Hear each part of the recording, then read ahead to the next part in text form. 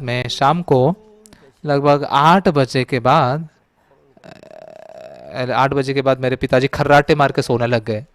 लेकिन अगले दिन सुबह वो नींद में ही थे, नींद में ही उनकी सांस रुक गई। तो मेरे पिताजी के उस मृत्यु को, उनके गुजरने को देखते हुए, उससे पहले, मेरे उद्धार पाने के तुरंत पहले, मेरे मतलब पिताजी ने, जब मेरे पिताजी के उद्धार पाने से पहले जब वो खून की उल्टी कर रहे थे और मैंने वो खून पूरा साफ किया, तब मैंने पिताजी से कहा, पिताजी, पिताजी, अगर आप इस संसार को छोड़कर चले जाओगे तो पिताजी आपकी याद आएगी हमको, या आपकी याद आएगी, आपकी सारी चीजें होंगी, तो कम से कम हम आपकी आवाज सुनना चाहेंगे। तो यहाँ पर मेरे पास में एक रिकॉर्डर है, पिताजी, आप अगर हमसे कुछ कहना चाहते हो तो अभी आप बोल सकते हो, तो उसे मैं रिकॉर्ड करके रखूंगा, और फिर बाद में जब कभी आपकी याद आएगी तो हम उस रिकॉर्ड को सुनेंगे। तो मेरे पिताजी ने 1 घंटे तक पूरा रिकॉर्ड किया, वो बातें जो हमें पता नहीं थी, उन सारी बातों को वो ऐसे लगातार बताते गए। और उसको बोलने के बाद में आखिर में उन्होंने क्या कहा, अगर मैं मर जाऊं तो मेरा जो मतलब मेरे या इस पहाड़ के पीछे जो तुम्हारी माँ को जहाँ पर गाड़ा गया है, वहां पर अच्छी जगह है, मुझे उसी के बगल में गाड़ देना। और फिर उन्होंने क्या कहा, मेरे मरने के बाद में मुझे जो कपड़े पैसा पहना सके, ऐसे मिस्टर किम इनको बुलाना। उनको मैंने बचपन से बहुत मदद की थी, बहुत ही मदद की थी, तो इसलिए मुझे कपड़े पहनाते हुए वो कभी मुझे गंदा नहीं कहेंगे, उनको कोई बुरा नहीं लगेगा। तो इस प्रकार से कहते उन्होंने उनकी आखिरी ख्वाहिश जो थी वो सारे बताए। इन बातों को मैंने कई बार बताया है, लेकिन फिर भी जब भी मैं बताता हूँ मेरा मन बहुत धन्यवादित होता है। हाँ पिताजी, पिताजी, आप जब गुजर जाओगे तो आप जैसा कहते हो वैसे ही हम आपका अंतिम संस्कार का विधि भी करेंगे। पिताजी, आपके शरीर को तो हम इस रीति से कर सकते हैं,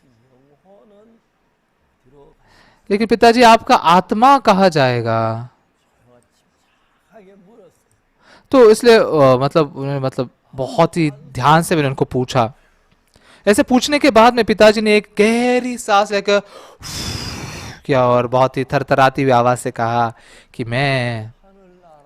मैं स्वर्ग के राज्य में जाना चाहता हूँ, लेकिन लेकिन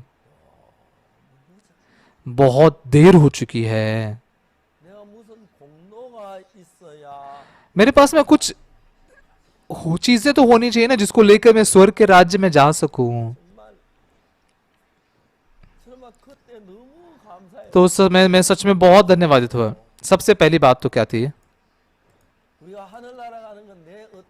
क्योंकि ये पहली बात ये थी कि स्वर्ग के राज्य में हमारे किसी कामों से, कर्मों से, भले चीजों से नहीं जाते, यीशु के अनुग्रह से जाते हैं। दूसरी बात क्या थी कि मुझे वो रास्ता बहुत अच्छे से पता है, इसलिए मैं मेरे पिताजी को समझाकर बता सकता हूँ। जिस साल मेरे पिताजी गुजर गए, उस साल में सच में हम बहुत ही मुश्किल में थे, तकलीफ में थे, लेकिन मैं सच में मैं यही ख्वाहिश रखे हुए था कि मेरे पिताजी पापों की क्षमा पाए और स्वर्ग में जाए। इसलिए मैं लगातार उनको सुसमाचार प्रचार किया। मेरे पिताजी के गुजर जाने के पहले तक मैंने बहुत सारे लोगों को सुसमाचार प्रचार किया, उन्होंने उद्धार भी पाया, ऐसे काम हुए। हाँ, इतने सारे लोगों ने उद्धार तो पाया, लेकिन मुझे ऐसा लगता है कि मेरे पिताजी को उद्धार देने के लिए एक प्रैक्टिस सेशन थे, वो सारे प्रैक्टिस कर करके इतने सारे लोगों को मैंने पापों की क्षमा के बारे में बताया, पता पता के प्रैक्टिस हो गई। इसलिए मैं मेरे पिताजी को भी पापों की क्षमा के बारे में बहुत ही विस्तार से समझा सका, बता सका। लगभग 1-2 घंटे के आसपास मेरे पिताजी ऐसे लेटे हुए थे और तो आराम कर रहे थे, तब मैं उनको धीरे धीरे धीरे धीरे आराम से बातें बता रहा था। जब हमारी बातें खत्म हुई तो पिताजी बस ऐसे ही लेटे हुए थे और आकाश की ओर देखकर क्या कहने लगे, यीशु, परमेश्वर, धन्यवाद मेरे इतने गंदे पापों के लिए। 박혀 죽으신 आप क्रूस पर मारे गए, 내 죄를 사실 그 은혜 मेरे पापों को धोने का जो अनुग्रह आपने दिया है, इसके लिए मैं बहुत धन्यवादित हूँ। 저는 진짜 막 그때 तो उस समय सच में मेरे मन में बहुत ही खुश था। 우리 아버지고 예수 믿으러지라고 그러면 उससे पहले मैंने कभी भी, जब मैं मेरे पिता से कहता था कि यीशु पर विश्वास कीजिए, वो कहते अगले वसंत ऋतु में। मैंने क्यों अगले वसंत ऋतु में? नहीं, अगले वसंत ऋतु में मेरे दोस्त का 60वां जन्मदिन है, उस समय मुझे जाना ही पड़ेगा, नहीं तो मुझे गाली मिलेगी। मेरे दोस्त के 60वें जन्मदिन में जाकर एक बार शराब पीऊंगा, एक दिन मजा लूंगा, उस समय शराब छोड़ दूंगा, फिर यीशु पर विश्वास करूंगा। थोड़ा अगले अगले वसंत ऋतु में पूछा तो बोलते नहीं, पतझड़ के मौसम में करूंगा। क्यों पतझड़ के मौसम? नहीं नहीं, मेरे दोस्त के बेटी की शादी है, तो क्यों नहीं, उस शादी में मुझे जाना ही पड़ेगा ना। तो मेरे पिताजी बहुत अच्छे थे, लेकिन वो उद्धार पाए बगैर अगर मर जाएंगे तो इस बात के बहुत डर लग रहा था। इसलिए परमेश्वर ने मुझे ऐसा मौका दिया।